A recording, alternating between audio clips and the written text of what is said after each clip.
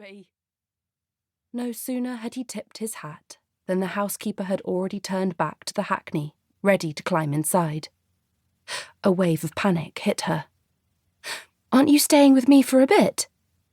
Georgie had loathed the housekeeper for the entire 2 months she had known her, but right now, she wanted to cling to something familiar for as long as she could before she was cast adrift into the unknown again. This time, completely alone.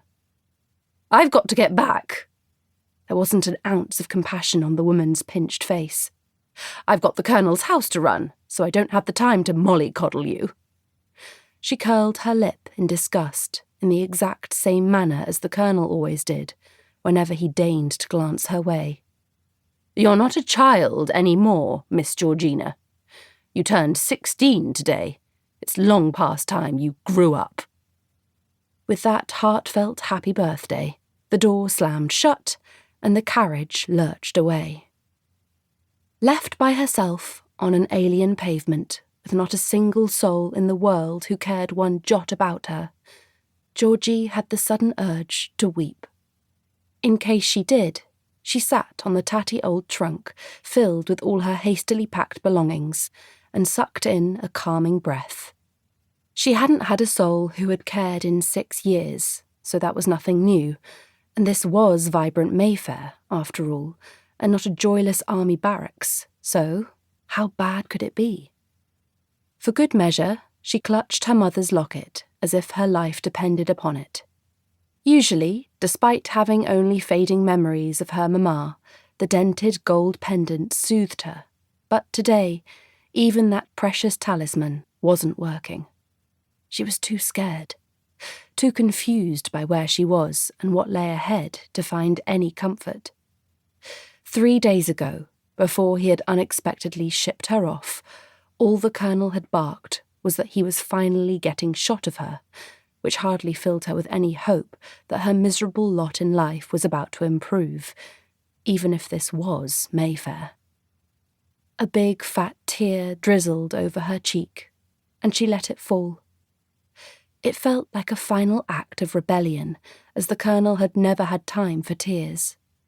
The only emotions he made time for were disdain, disappointment, disinterest, or his customary outright disgust whenever she dared to open her mouth. She had concluded long ago that, seeing as any word she uttered, no matter how innocuous, seemed to infuriate him, she might as well be hung for a sheep as a lamb, so she had made sure each word counted. Defiant pride and rebellion were the only weapons she had in her pathetic arsenal, so she had honed both to cause the maximum impact. She had assumed that was how things would be until she reached her majority and had lofty plans of making a rousing, vitriolic speech before she flounced out of his oppressive house on the day she turned 21. However, had she known that her recent outspokenness and tendency to poke fun at his pomposity would have ended with her swift banishment, she might have curbed her tongue and her redhead's temper. Might have.